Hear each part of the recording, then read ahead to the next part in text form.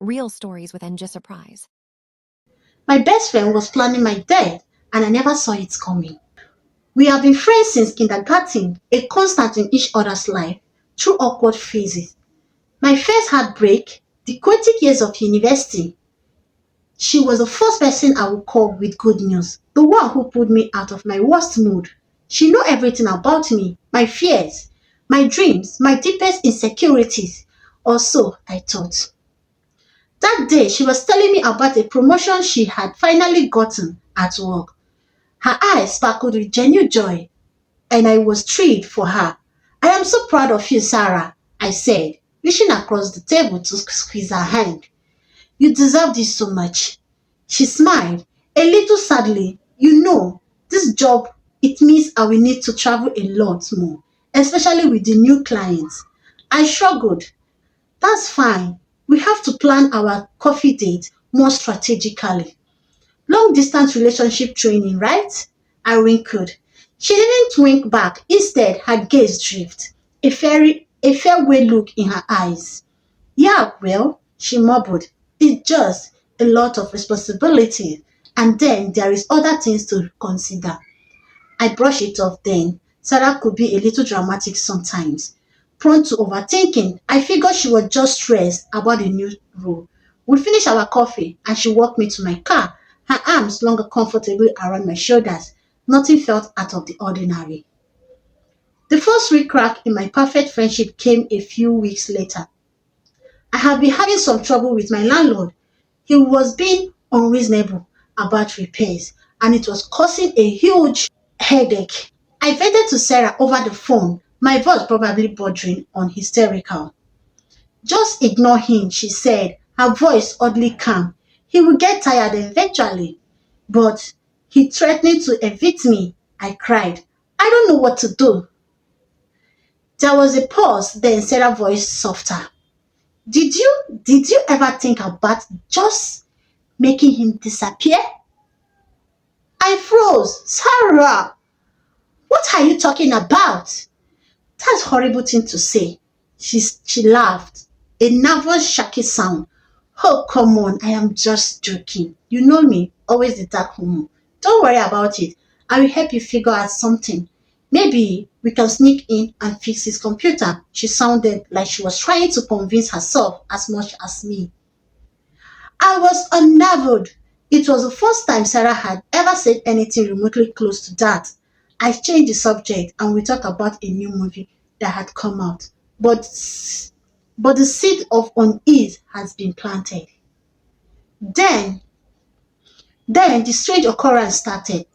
Small thing at first, my kids would go missing, only to reappear in completely different spots.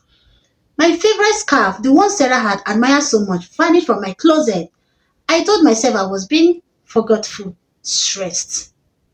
One evening, I was at her apartment. We were hanging out, watching a movie. I went to the kitchen to get a glass of water, and as I passed her bedroom door, which was slightly ajar, I caught a glimpse of her laptop screen. It was open to a page I didn't recognize, and what looked like chemical formula. Curiosity pricked at me. I paused for a moment, then pushed the door open. Hey, what are you working on? Sarah jumped, slamming the laptop shut. Her face went pale. Nothing, just a new hobby. I am trying to learn about organic gardening. She forced a smile, but her eyes darkened nervously. I didn't press it, but the image of those spreadsheets lingered. Organic gardening? That didn't seem like Sarah's style. She was more of a pin washing and ordering takeout kind of person. The real terror began a few weeks later. I was at home feeling a little under the weather.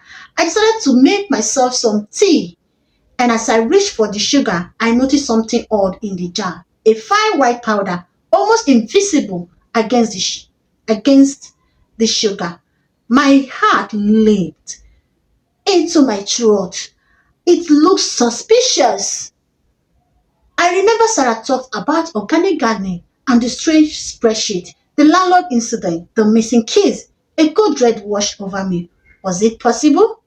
I cautiously scooped a tiny bit of the powder into a spoon and looked at it closely. It has a faint, almost imperceptible odor. My hands were shaking. I grabbed my phone, took a clear picture of the powder in the sugar jar. Then immediately went to Sarah's house, telling her I needed to borrow sugar. As I stood in her kitchen, my eyes scanned her containers, and there, stuck away on a high shelf, was a small discreet bottle. It was labeled with a symbol I had seen on her laptop that evening, a stylized diagram of a molecule. My stomach groaned. When she handed me the sugar, I tried to act normal. Thanks, Sarah. You always have what I need. She just smiled, that same slightly unsettled smile. Anything for you, bestie? That night, I couldn't sleep. I took the sugar jar to a trusted friend who worked in a lab. The result came back the next day, and my world shattered. The white powder, it was a highly concentrated odorless poison. One that, in the right dosage, will cause a slow death, mimicking a normal illness. The bottle on her shelf, it contained the same substance. My best friend, the person I shared my deepest secret with, the one I trusted so much, had been slowly poisoning me. I haven't spoken to Sarah since. I have moved out of my apartment, changed my phone number, and I am constantly looking over my shadow. I am safe for now, but the questions are eating me alive. Why? What did I do to deserve this? Was it the promotion she was so enticed about? Did she think I would somehow stand in her way? Or was it something else? Something I have never even considered. She has access to my house, my food, my drink. She knows my routine, my vulnerables. It's a miracle I find out. I am writing this anonymously because I am terrified. I don't know if she know I know. I don't know what she's capable of. I just need to understand. And maybe, just maybe, my sharing my story, someone out there can help me make sense of this unimaginable betrayal. Was this planned for a long time? Was there a motive I am missing? Please, any insight would be a lifeline. So, guys, this is a message from our anonymous member. She will be reading your comment below the comment section. Thank you. Guys, please share this video. If you've not subscribed to my channel, please do to subscribe. Don't forget to share this video, like, comment below the comment section, because you never know who your advice might reach or help tomorrow. Thank you. See you guys in my next video. Bye.